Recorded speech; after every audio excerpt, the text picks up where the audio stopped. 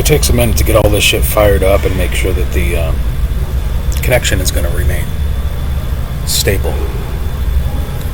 That's why I spend several minutes at the beginning trying to establish and confirm and all that shit. I want to talk about drugs. Oh, look at that. I type in drugs and it starts popping up. Brilliant.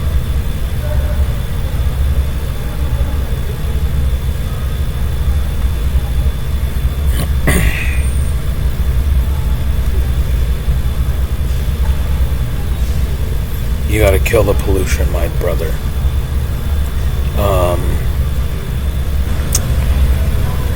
So maybe these are getting through.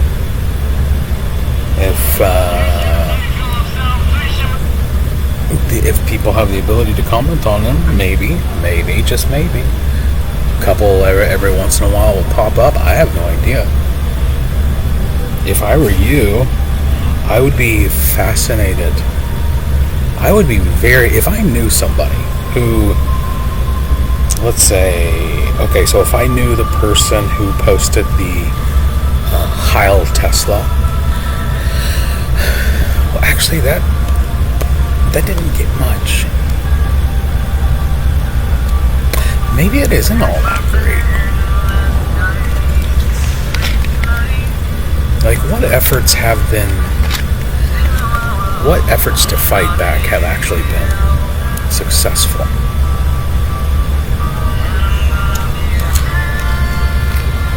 And who do we know? What the heck?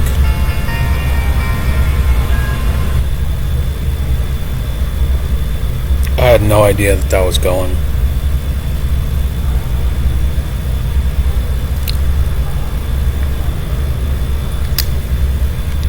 No idea. I have some hinges to tighten. I'm trying to put myself in the situation of in the mind of somebody else, which I guess we no longer really live in the era of novel, like groundbreaking. It's almost as though everything has become niche or boutique. Like, in order to really, and I'm sorry, Alicia, to have you on my screen like this. I'll just scroll.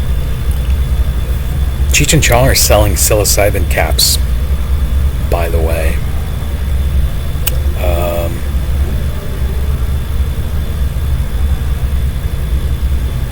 Federally legal, so they must be shit.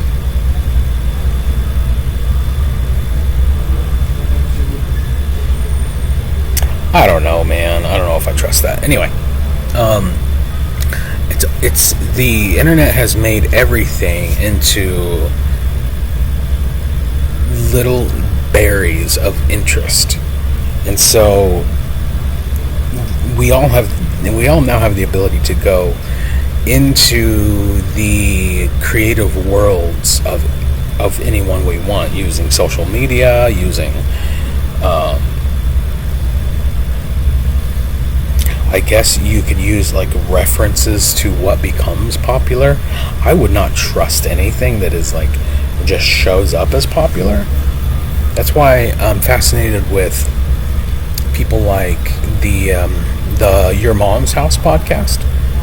What Christina Pazitsky will do on her TikTok is look for people who are not popular, like low view counts, and just because there is, if you really have an open, inquisitive mind, there you can be fascinated by anything. And the world is truly a fucking crazy and imagining and amazing place. most of the shit that you are sold to be interested in is literally just dog shit. It's so fucking annoying, actually. When you realize, like, the difference between the music of, oh, who do I want to pick on? Britney Spears. I think we can all pick on Britney Spears at this point. Versus a niche micro celebrity like Tech 9 out of Kansas City. Like, not a lot of people know about Tech 9. He's quasi underground, but he's also pretty well known. And it is a niche, like,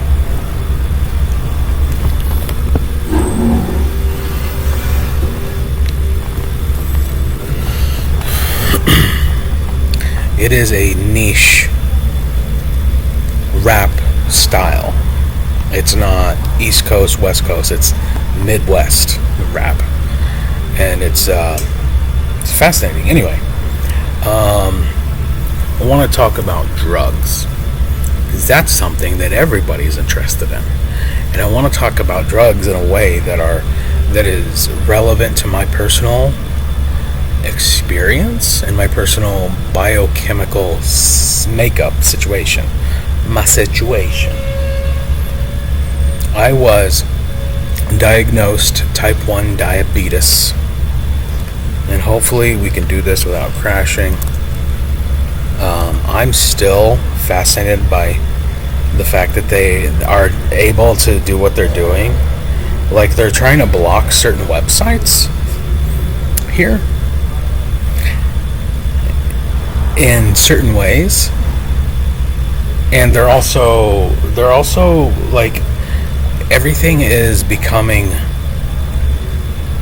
again, plausible deniability. So there's been what is this? What is this? Well, what's happening? Is it not? It's not going to show up, is it? Oh, is that right? Oh, Vera Anderson, robot.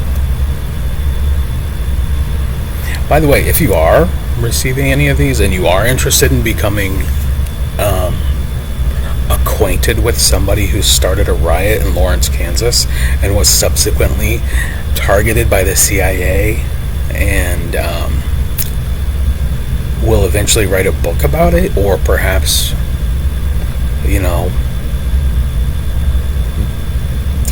it's a wild fucking story, and it's like, it's more entertaining and more fascinating than many stories that you will find on, like, Netflix. They make entire fucking TV shows out of just horseshit premises.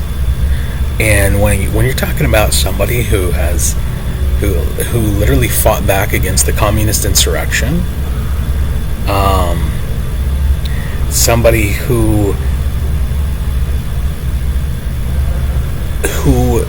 went to the place where freedom now dwells, which is, you have to think it through. Excuse me. Think it through. How did they subvert America? They held you economically captive. If you weren't afraid of losing your job, like yesterday's stream, and I'll just real quick, I'll just remind you what the fuck was happening there. I talked about, and I posted a bunch of stuff about the satanic pedophiles who really like bragging about what they do.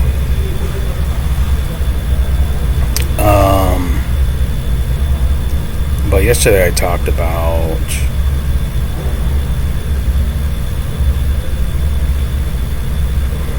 this thread that was probably the tipping point, because I was watching and interacting with Brett Weinstein and Heather Heying.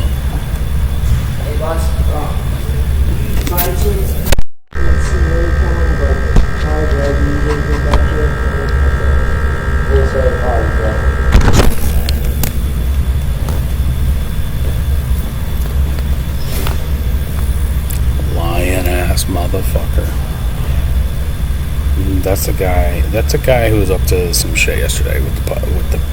I'm not gonna say it. I'm not gonna say it. So, in addition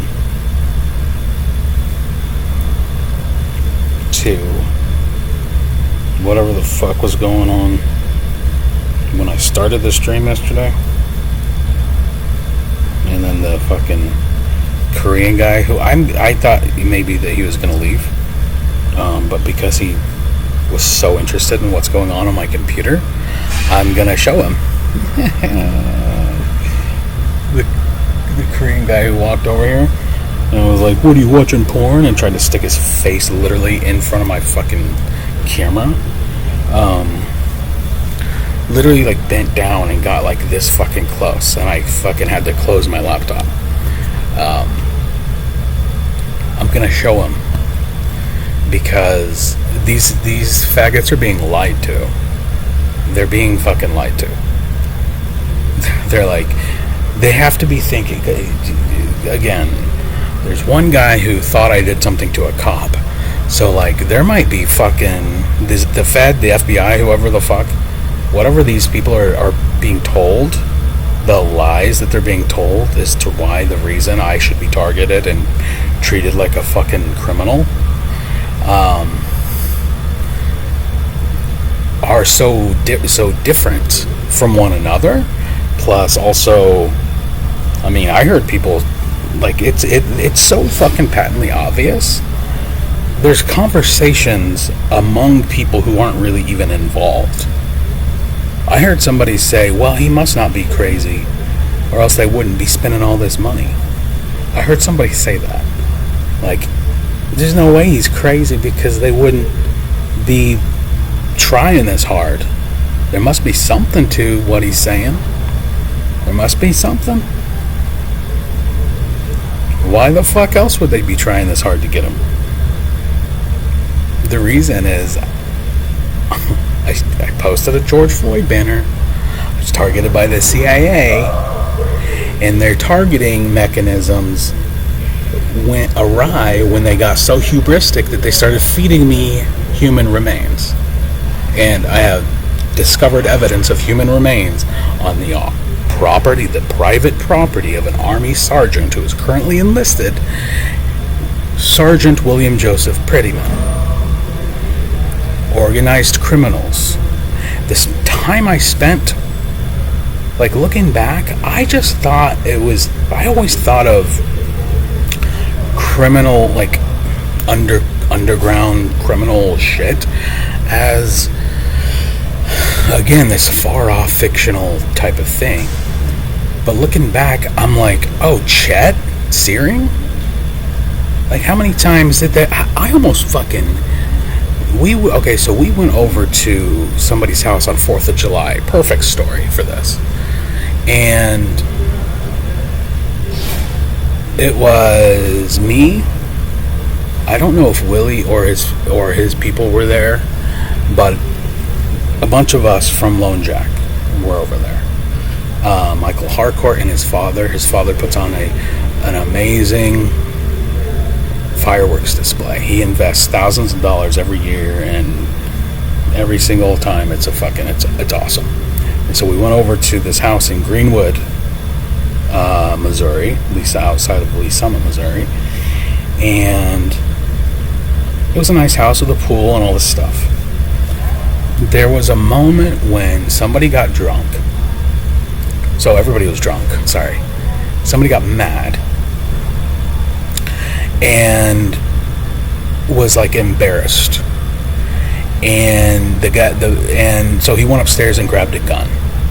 He went upstairs, grabbed a shotgun, came back down with it, and the man of the house, the guy whose house it was, his name's Chet, had to literally body check him and slam him to the floor and grab the gun out of his hand.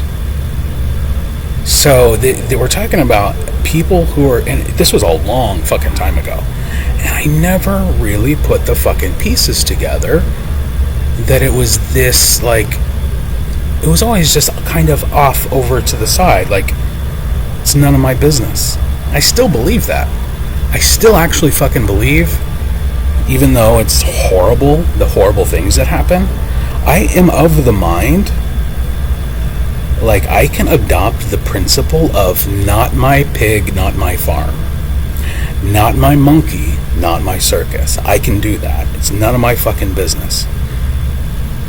Why am I making the shit that has now become my business public? Because it's you are making your shit my business by fucking with me. This is the only fucking way I can protect myself.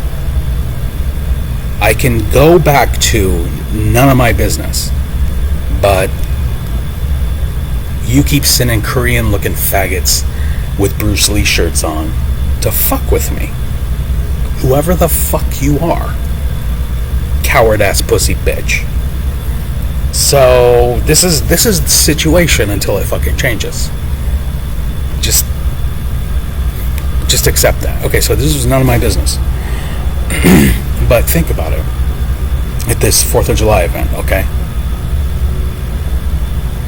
There's a person there who was, in his mind, the idea, he was intoxicated, yes, but the idea of resolving a conflict with a gun was so common that he forgot that there were like 20 to 30 witnesses there. In his drunken state, he had to be told, hey, you fucking idiot, you can't just kill this guy or shoot him or whatever, because there's a lot of people here. Do you see what I'm like? This is, and that was a fucking intense situation, because I watched it all fucking happen like 2 feet from me. I was like, oh shit, fucking body check, slammed to the floor, blood in the pool, like fucking crazy ass shit. And then the party was over. Like, everybody fucking left. Because everybody saw the gun. And I was like, oh, fuck. Party's over. And that's who these people were. I never got into it because everybody, not the whole fucking time, I've been this, like, I'm not a bad person. I don't get into that shit. I'm not interested in evil fucking manipulative scheming nonsense that these fucking faggots and niggers and chinks and guidos and spicks and kikes are up to. Not do the right fucking thing. Like, Jesus fucking Christ, it's not that hard. Anyway, so where was I going with that? Where did that start? Started with me saying I didn't realize it until recently. I didn't realize what I was right next to until the time to really put the pieces together came. Trying to figure it out. Like, what the fuck? So yes, my Uncle George Jordan was paid to attempt to kidnap me and get rid of me. Probably not that much. There was a guy when I went back to Johnson County who said, and some of these were connected people, who said something to the effect of, a human life is worth a few $1,000s. Like, there are people so demoralized, so absent, so evil, so absent from the concept, the very idea of doing the right thing, that you could pay them a couple of grand to participate in a conspiracy to commit murder.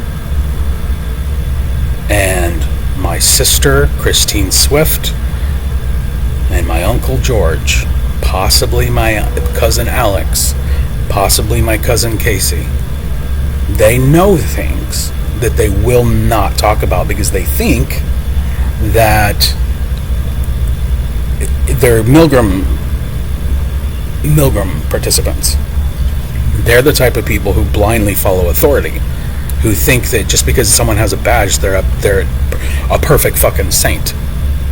Just because you're a police officer, you ought to be revered like a king. There's no possible way that organized crime can be involved in the fucking government.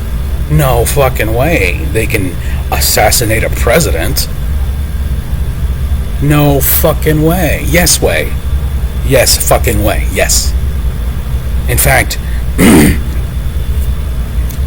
our system is so corrupt and so fucked up at this point that you're more likely to get justice from the court of public opinion. As horrifying as that is, with 80% of people or 90 something percent of people being willing to take an experimental vaccination and not even admit years later that it was a fucking mistake. These circumstances are dire, and they may have always been this way.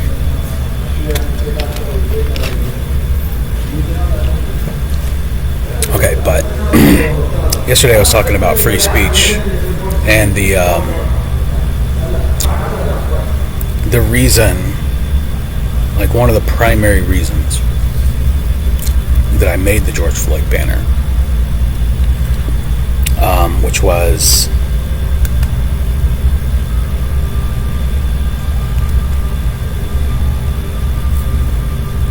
to try to save the Americas from communism.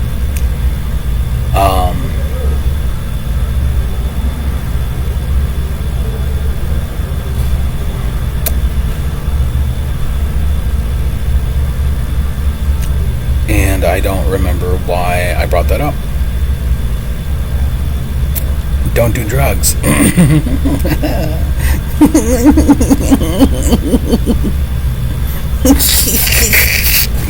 Don't do drugs. Don't do drugs. I guess only do drugs if it's off the record. I'm speaking now for the King Joffreys of the world. So, if you want to drain the blood of children and put kidnap human beings and put them in a state of perpetual shock so that you can milk their adrenal glands for the drug called adrenochrome,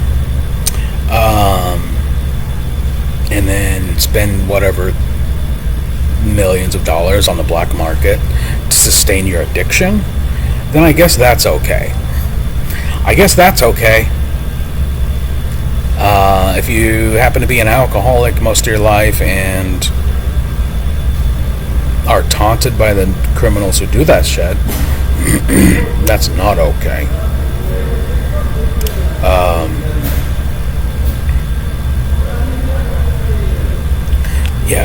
So this one right here is the most fascinating.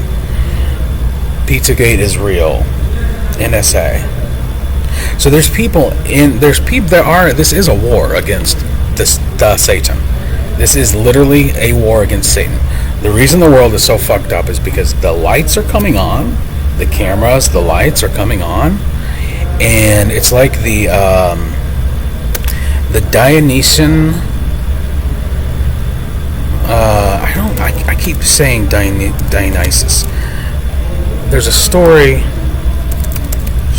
about a woman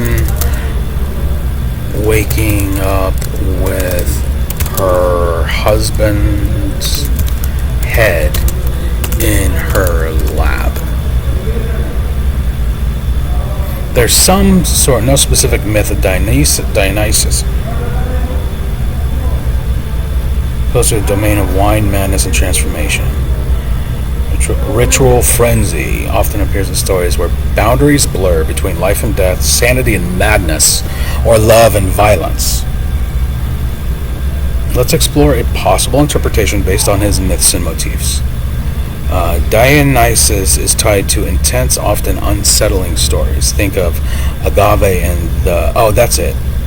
In a frenzied state induced by Dionysus, she mistakes her son for a lion and tears his head off during a Mayanadic ritual. She later comes to her senses, cradling his severed head in grief. This is close parallel to your query, though it's mother and son, not wife and husband still. The visceral image of a woman with a loved one's head in her lap under the influence of Dionysus. Okay, so this is where my mind is going. There's also, I think it was a more recent, more modern, the Bacchae. The Bacchae.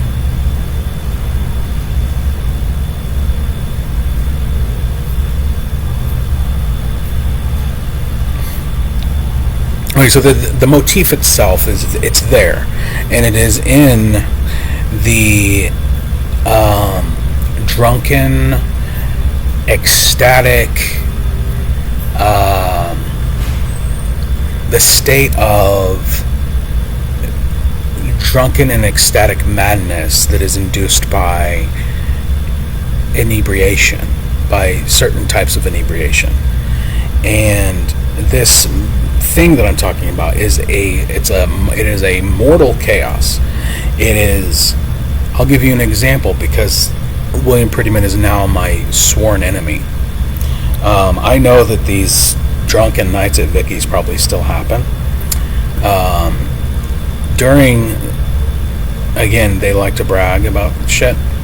During this time period where I was their mouse and they were the cats and I was their prey, right? There was a night where he called me, and it was late at night, like 2 a.m, and he called me to tell me that his mother, Carol Prettyman, had fallen and hurt herself, her face. Okay. Weird. Confessional. What was really happening, most likely, because she was she had her face covered up with bandages. The next time I saw her, she wouldn't speak, and she had bandages all over her face. She was beaten, is most likely the case. How, in what way was she beaten? Was it just like a victim predator situation? Perhaps, but most likely it was a drunken, orgiastic, blood, sex, cult, ritual type of thing. Is most likely the case. And this has ties to all kinds of different things, like the Black Eye Society. What we're talking about are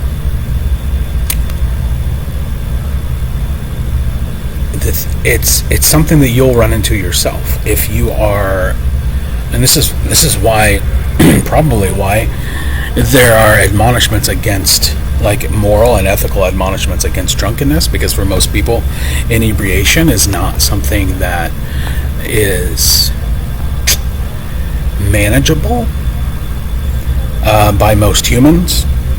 I manage it just fine, and in fact, if my ex were to ever utter an honest word in her life, she would admit that while we were together, the most preferred state of mind for myself, which is why my alcoholism wasn't a problem for her, was when I was drunk, because I was more jovial, I was nicer, I was funner to be around. I would dance and do all kinds of stuff,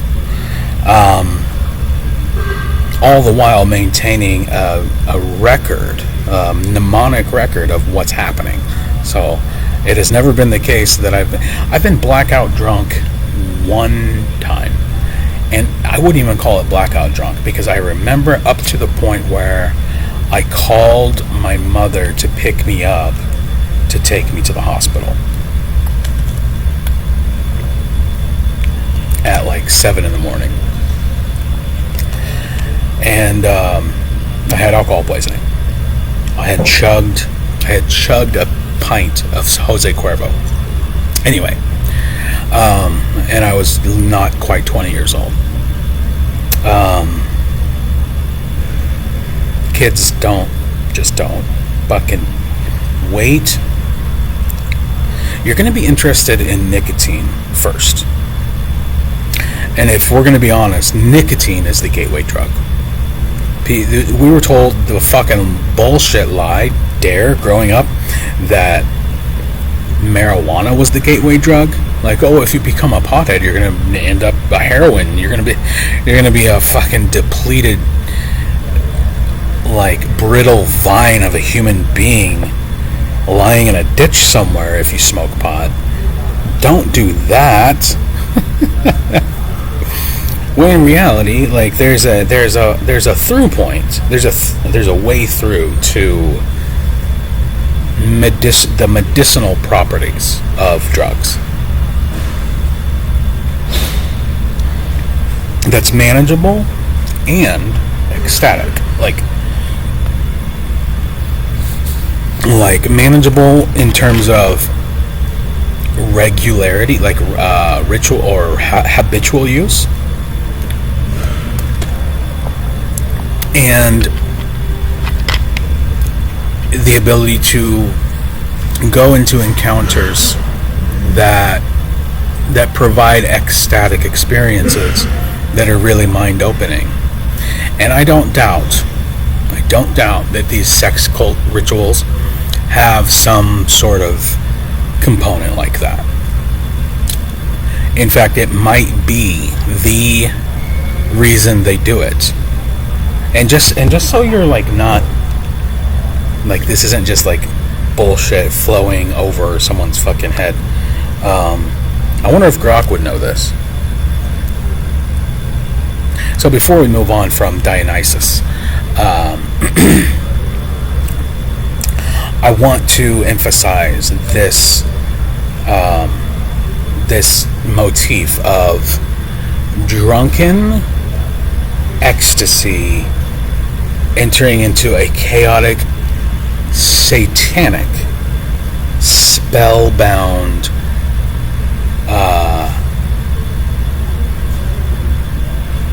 proclivity.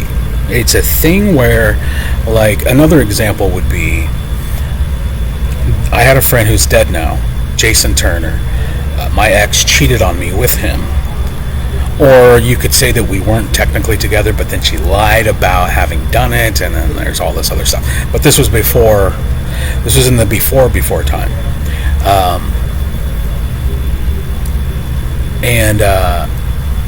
So there was a moment, one time, where he was living off in the Emerald City, off of Troost in 39th Street in Kansas City, and he was having an art party or whatever,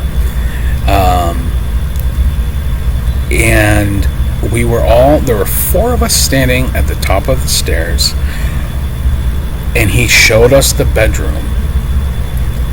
All 4 of us were standing at the door to this tiny little bedroom with his giant fucking king size, like a California king size bed. And it was 2 boys and 2 girls. So like 2 guys, 2 girls. 2 beautiful girls. And 2 buddy. Like me and him were like best buds at that time. And he was like, you want to see how soft my bed is? He was doing like this thing, and like it was like this, do you want to everybody go into my bedroom? And I was the party pooper, and I've always been the party pooper. I've always been the no, that's no. In all reality, it's like, I don't want AIDS or what. Like, it's a combination of, I'm not really into sex. And also, like, there's a lot of gross things that can happen when you're so much going on. I've seen videos of orgies, and I just don't know, man. I can see a really attractive person, like, if you have no body shame whatsoever, like none. Like, if you are a very attractive person and you're proud, like, you could be unashamed to stand naked at any point, anywhere. And at one point I might have almost been there, but not quite. And plus I have have a penis, not a. I have a joke about size differences. Mine's like average, like dead average. Like, you look at the average, like look up average. I'm average. Right. Too much information. Way too much. I'm sorry. There's this it's unconscious. This thing for most people is an unconscious thing. The temptation, the draw into that place is not something. It's so animalistic that it's so animalistic that, in fact, talking about it ruins it. So people who, what do I want to say here?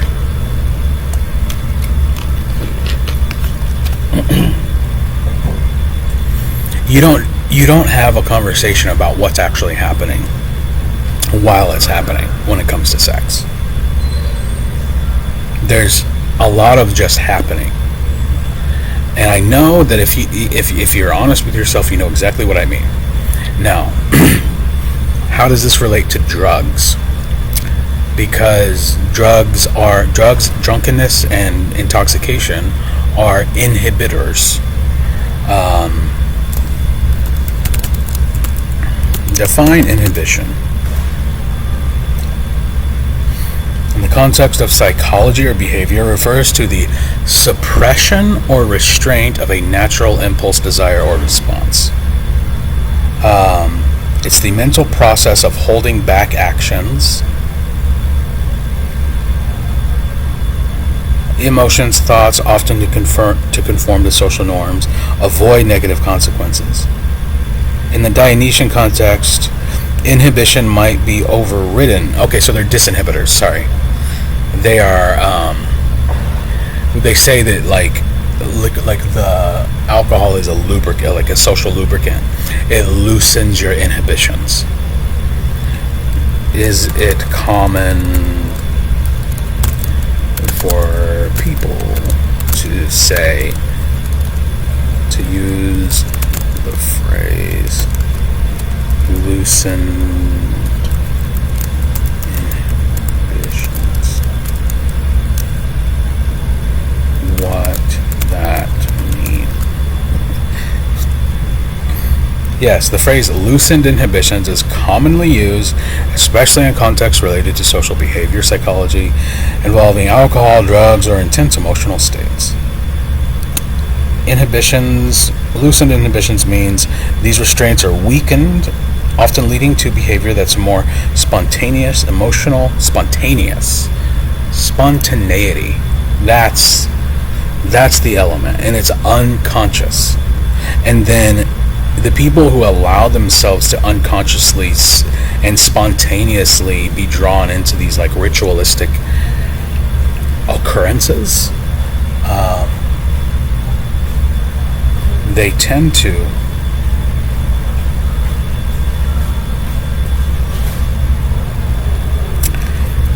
to only have a sense of afterthought.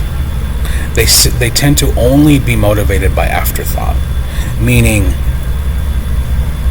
a rational person has the foresight to say, I can see where this has happened, where this is gonna end up, and then go, nah, I don't want to put myself in that situation. Like, if you're a very attractive, young, beautiful woman, if you have foresight, and if you're rational, you would not decide to go out and get drunk with a bunch of guys. And that is so fucking common sense. Because there will it's almost more than a bet, like more than something you can bet on. Like if you were to place a bet, like a wager, what will happen? This girl's 23 years old. She's very attractive, thin, fit, and she has several male friends who are friends. Like, that's my friend. Because women, attractive women and men tend to have a lot in common intellectually.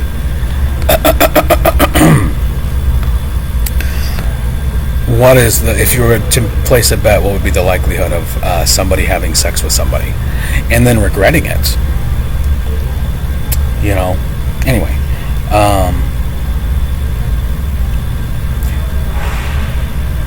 the way. Where do I want to go from here? I think I've set sort of a good ballast. Am I using that right? For like a spread, like a laid the groundwork. What does ballast mean?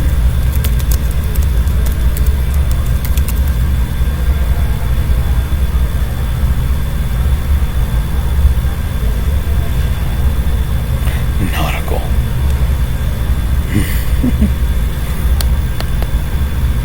Stability, balance, and weight. Okay, yeah.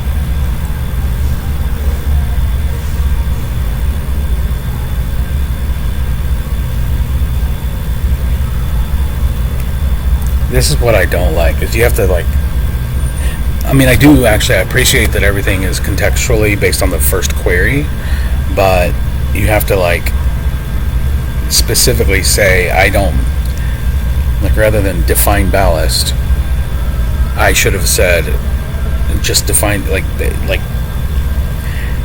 as a new topic, not related to the previous topic. Anyway.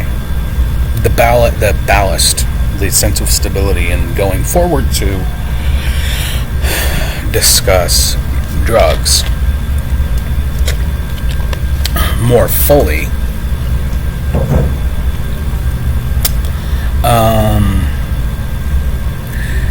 We already covered the fact that the disinhibiting function of intoxicating substances can lead to, and in many cases does, often lead to Dionysian chaos that for a lot of people it just ends up like, oh, I got drunk and fucked that guy, oh my god. And for like really like sadistic, sick, fucking creepy, fucking out there people whose inhibitions are so loosened that what you call vanilla sex is no longer an option. Like they're so far gone in the direction of chaos that they're literally like fucking corpses. And this is why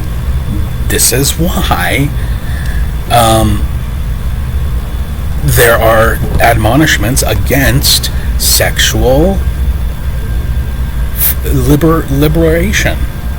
This is where this shit comes from, guys. Like, if beautiful women dressed conservatively and a young man's mind was left to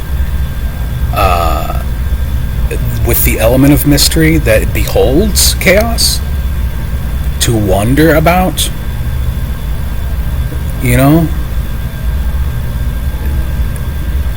then the excitement that comes from approaching that place would be vanilla. It would be like really basic, and it's kind of how it is still for me. I'm almost 40 years old, and I could probably, because of the drugs I'm on, probably not, but I can see myself being aroused just by the smell of someone's perfume. Like really basic stuff. There are people who are so fucking far out there sexually, they literally can't masturbate. Like they have to be in front of some really, really dark, fucking filthy something. And this is why God doesn't want all because it's not what it's made for. It's really what it boils down to.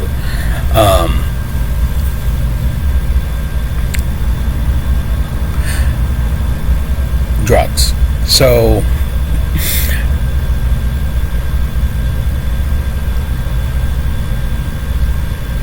I guess maybe drugs and sex go so well together because of the way the unconscious, like the Jungian unconscious,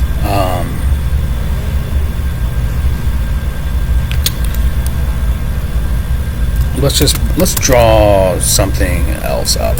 What does Jung, what do I want to say here? Because you have the Freudian and the Jungian unconscious.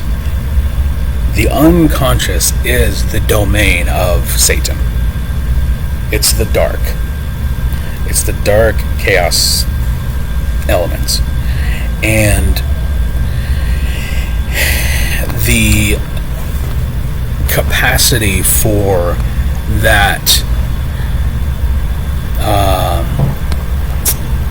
those forces to enter into human behavior and human decision making are exaggerated by intoxicants. Now, why the emphasis on intoxicants? Well, it happens to be that they are, like, this subject is as central. I would say that the subject of intoxicating substances is as central to the human experience as sex. I'm not saying they always go hand in hand, but nowadays, since everybody's on drugs and most people tend to have sex, they kind of do go hand in hand. But I should just really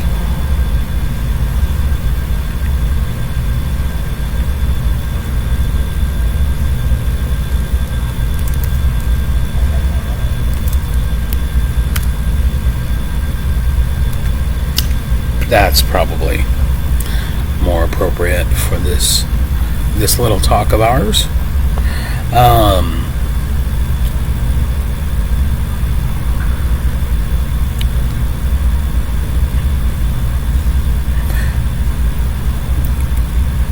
Okay, so I was first interested in, well, really the three primary intoxicant or substances, because nicotine is not in, I don't know if it's considered an intoxicant, but yeah, I guess it is, an inebriant. Nicotine's a stimulant. And so the attraction that I had as a child was most likely the same attraction that any child will have if they see their parents doing it.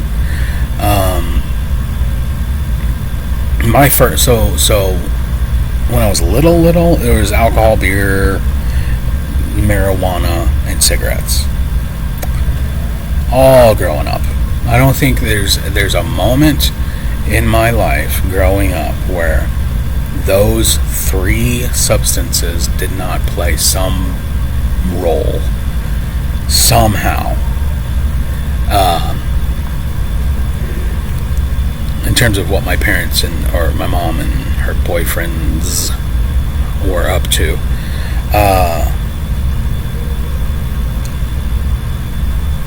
But the first time that it was really a thing for me was as we were my sister and I were entering into puberty, which is to say entering the transition from child to adult,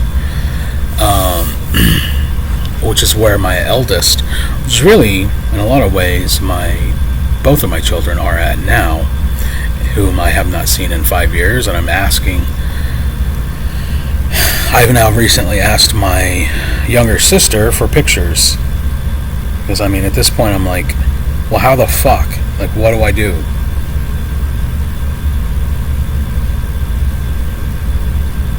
I just want to make sure they stay alive.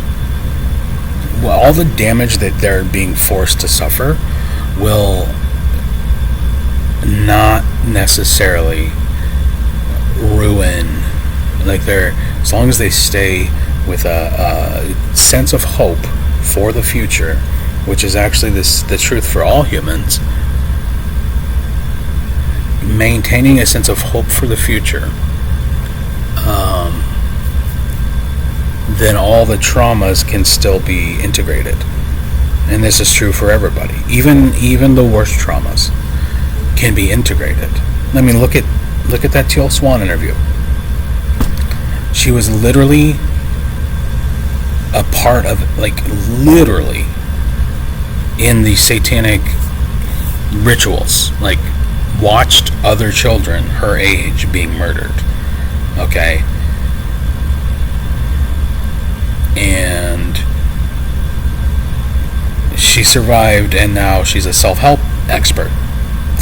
So trauma can be integrated, or it can become the anchor that mires you so far and deep into the mud that you have no other sense of getting out, which tends to be the case for a lot of people. It happens to be the case for pretty much every other person in my family, actually. They just became so connected and so identified with their trauma, their childhood traumas, that they passed them on to their own children, and then continued the cycle over and over. Anyway, I really do not want that to be the case for my own children. I really want them to come out of the mire. And so, as advice, because this is just a fact, and I'm not so loosened, my morals aren't so, disinhibited with that. I am going to advocate for absolute chastity, or absolute what's the other word for it? Just say no. Prohibition, which is what tends to ruin a lot of people who grow up in religious households.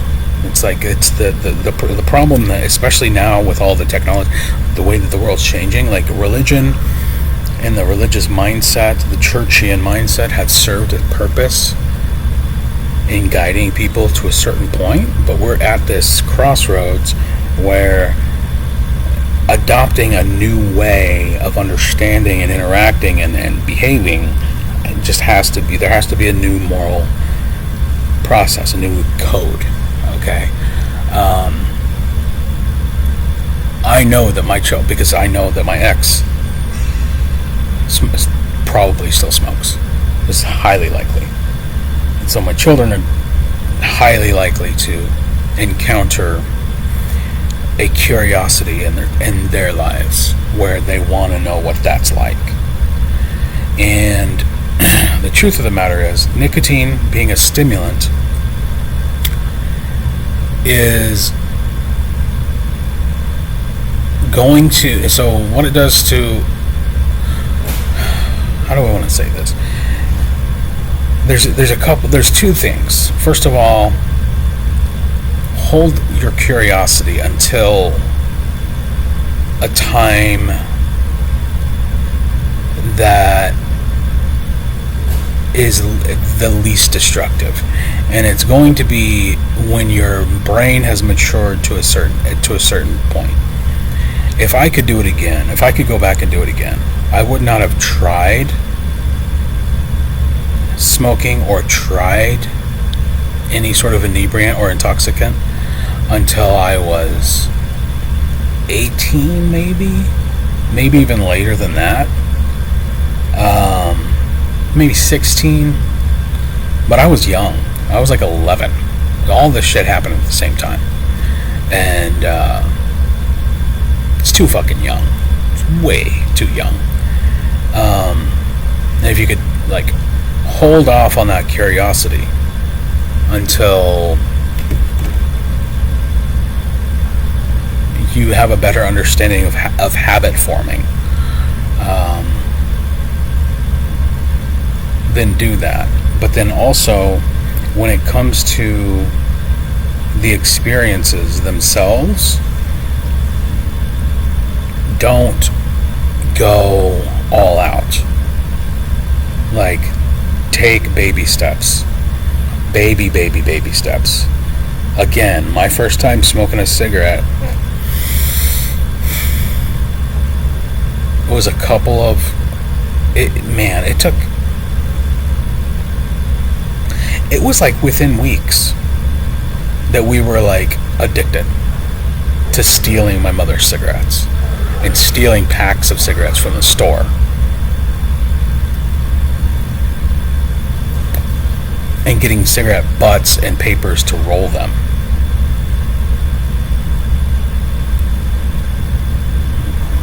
Becoming addicted was probably one of the very first things. Gee whiz. And this is true for, I know that I'm speaking about my own experience and being young. This is true for a lot of people. It's just that the addiction aspect is managed differently by in different ways. But the most sinister aspect to it is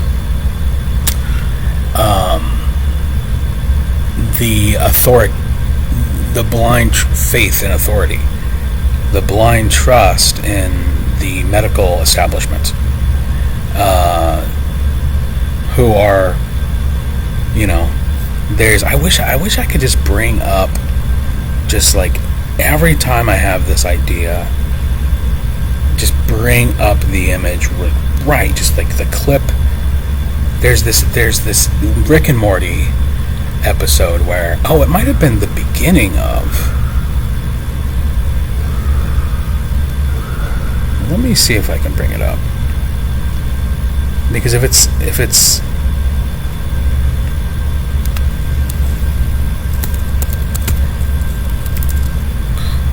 where he says.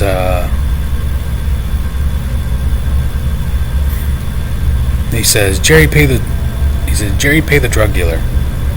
And then the drug dealer says, I prefer pharmacist. And then Rick says, yeah, so do they.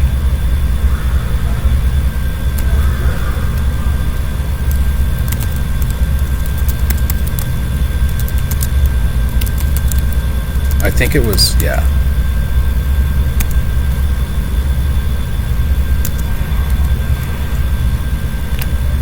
I don't know if it's going to be able to show it. I don't know if it's going to show it.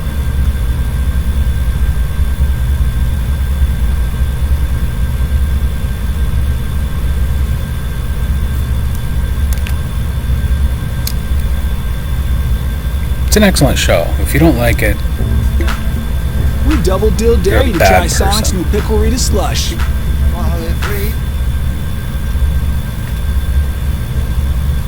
Why can't I hear it?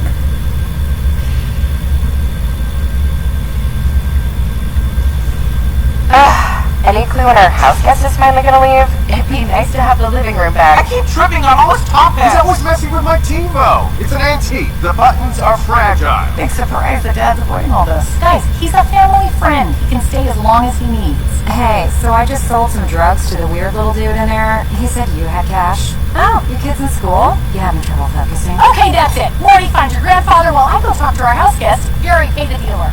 Yeah, I prefer the term pharmacist. So do they! Any chance you have... Sorry, I left my wallet in space. Are you leaving to get it? Mr. Poopy Butthole, this has gone far enough. We have been really cool to you in your time of need. I agree, Beth. I'm a piece of garbage. Can you boost me up so I can hook my belt to the ceiling fan? We don't have a ceiling fan. Oh, wait, is that why it's so hot? They're not expensive. Bet you didn't expect to see me in a cold open, huh? Looks like I've taken another turn for the worse. It all started when Beth shot me. I said I was sorry. I know. It tore you up inside. Like a bullet. It was an accident! Anyway, then I got fired from my job,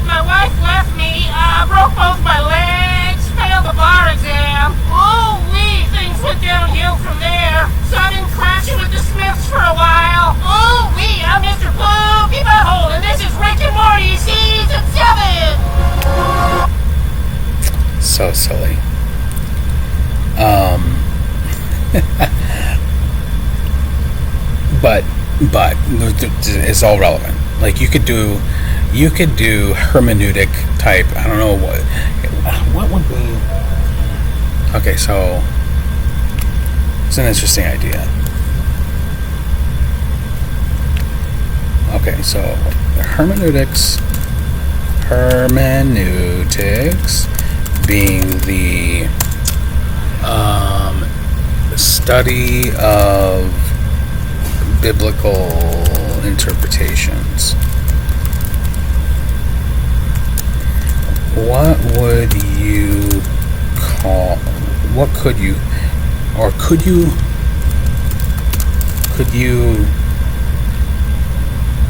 technically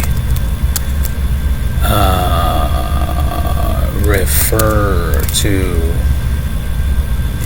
film interpretation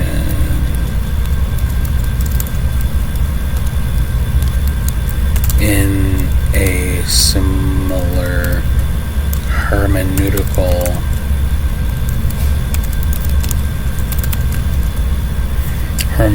light?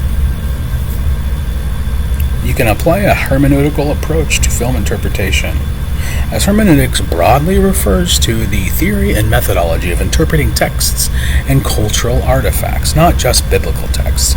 Films, as complex texts with layered meanings, can be analyzed through a hermeneutical lens by examining their narrative, symbols, cultural context, and intended or perceived meanings.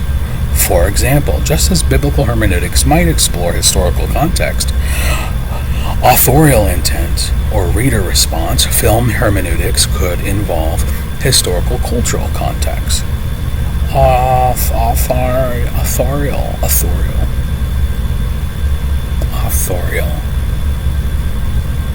I like that word. We need authors, not authorities. His authoritative, his authorial authority. I like that word. Thanks, Grok. Oh, and he mentions Kubrick too. Fascinating stuff.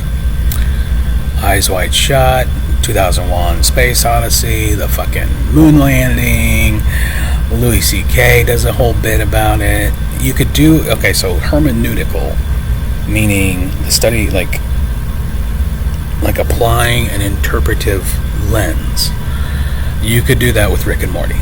And you could write a fucking, like, I'm not saying start a cult. I'm saying the guys behind this, Justin Roiland and Harmon.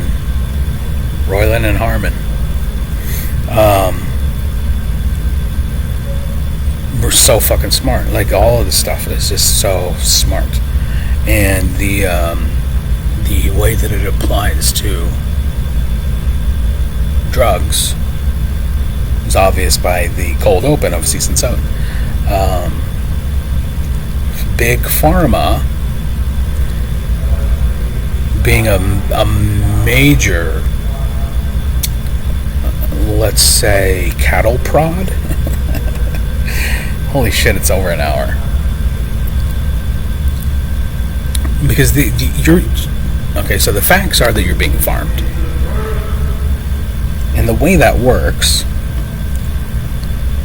begs the question, the way it works begs the question as to whether or not the farmers are A, human,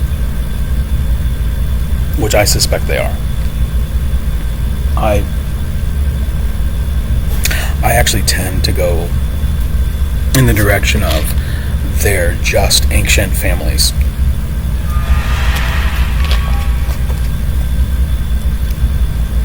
Bloodlines. Like, new subject. How many bloodlines are there in American politics? Presidential politics.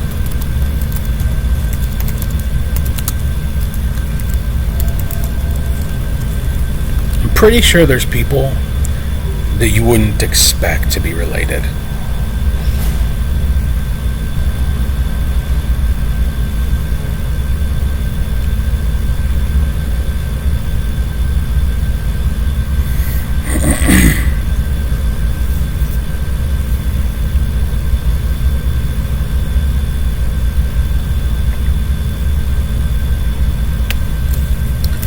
Okay, list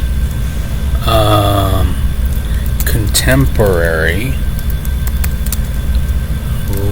people, contemporary politicians that people would be surprised to know are related.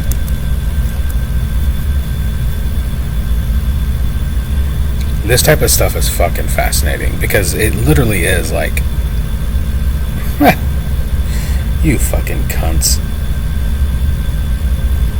Barack Obama and George W. Bush are 10th cousins, once removed.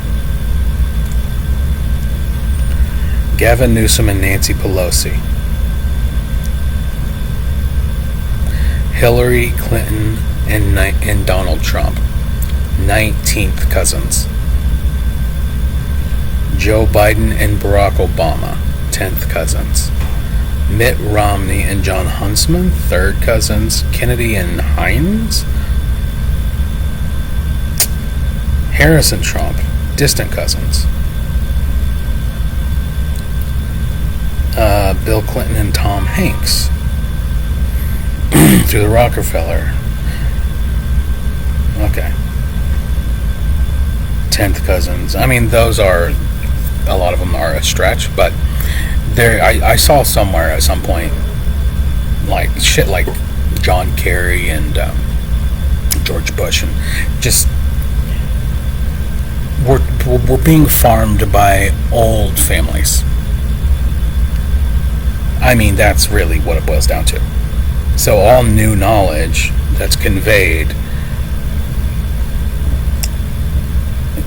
So first of all, they're losing divine authorship. They're rotting. All these fucking families are, because of the difference between the way that it's always been done, the 500-year Newtonian Christian Zionist project, like this whole fucking thing is coming to an end. It doesn't have to be a morbid mortal end. It's also, every end is a beginning. And so these fucking freaks, all of them, freaky motherfucking creeps. They're just it's just rotten. It's just rot. There's no nobility left. There's new subject.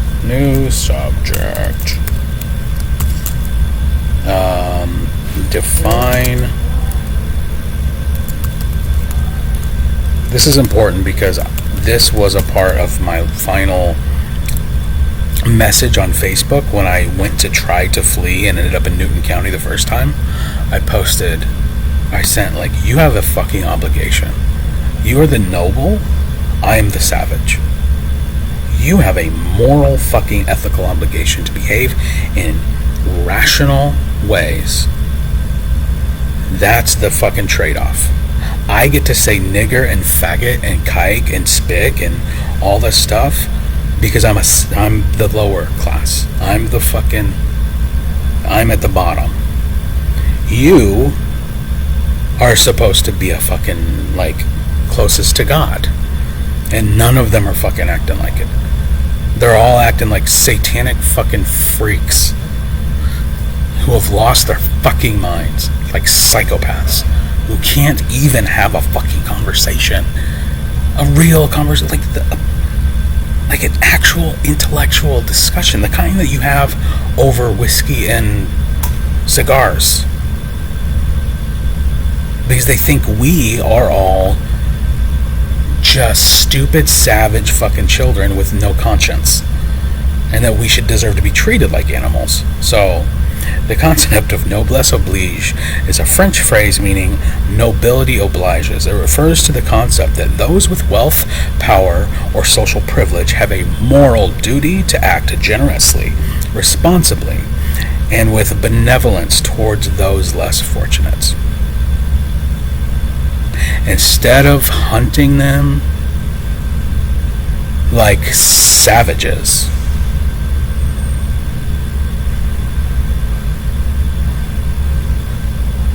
pause, dramatic pause reaching full pregnancy, full term. Historically associated with the aristocracy, it implies that privilege comes with an obligation to contribute to society, often through philanthropy, leadership, or public service. In modern usage, the term can apply to anyone in a position of advantage, whether financial, political, or social, who is expected to use their influence for the greater good. For example, a wealthy individual might feel a sense of noblesse oblige to fund community projects, or a public figure might engage in charitable acts to uphold this principle.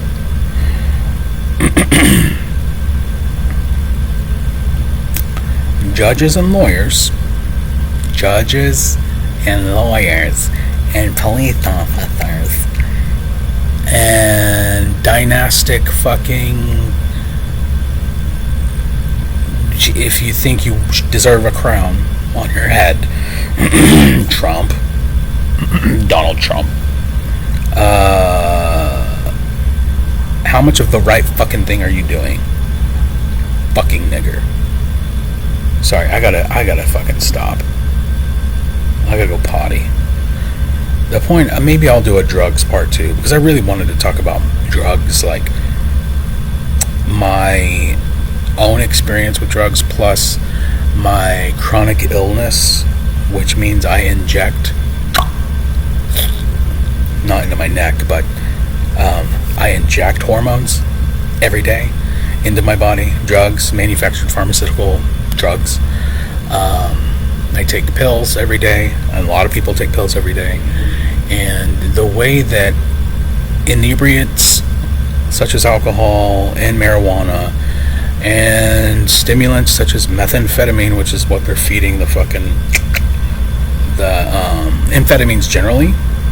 I don't mean just like trailer court bathtub meth. I mean like Adderall or whatever version of an amphetamine that is available to give to people who are homeless as an incentive. I know that that's one of the it fucking fucks me up to know that. Like, I learned that again by paying attention.